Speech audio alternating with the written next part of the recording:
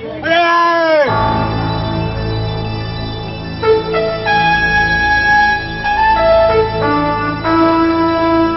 and gentlemen, the tall ships race has just begun.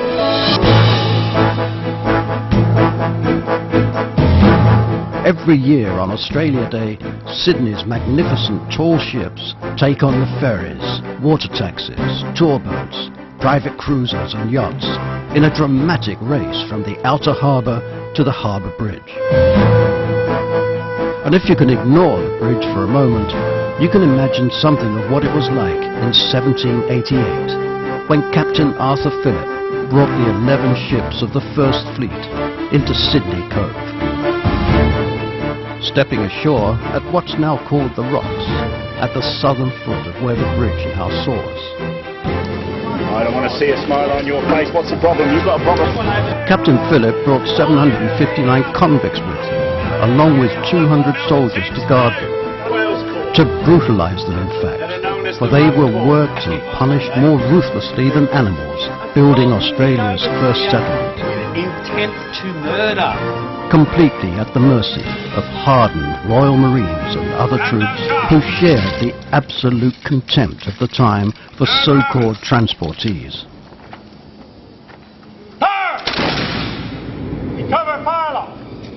But what they helped build was a harbourfront neighbourhood that stands today as one of Sydney's most historic, most intriguing heritage sites.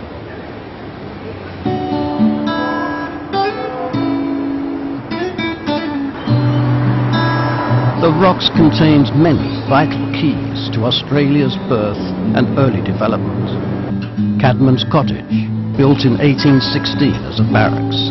The Sailors' Home, built in 1864 to keep the sailors out of the area's notorious brothels.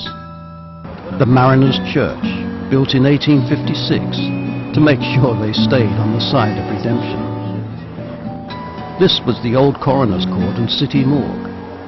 These warehouses were built to store tea, sugar, liquor and cloth from Asia. Australia's shortest street, Atherton Street, was the home of early workers' cottages.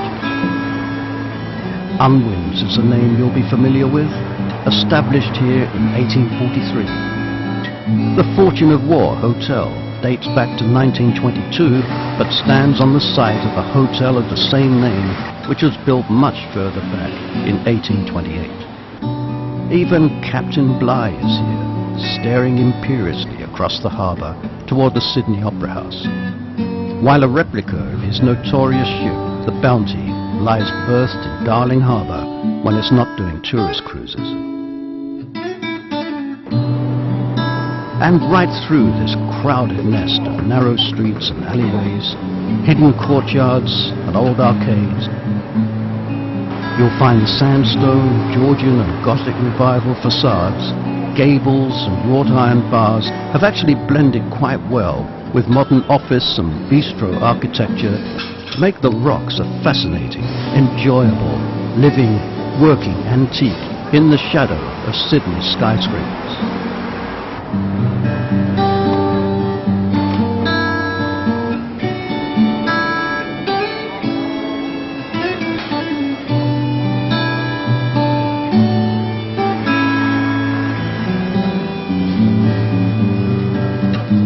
For much of its time, the Rocks is a fairly quiet, peaceful shopping and dining retreat from the crowded sidewalks and traffic of downtown Sydney. But at weekends, that tranquility explodes as the Rocks turns into one of Sydney's most colourful, most crowded and definitely most raucous shopping markets.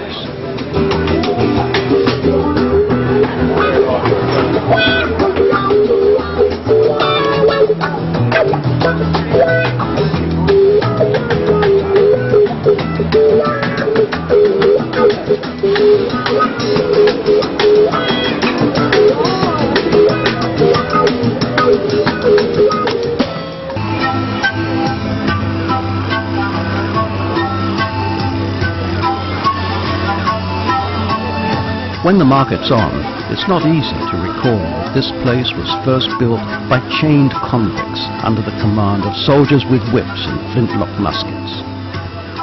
The intriguing heritage of the rocks, the birthplace of Australia.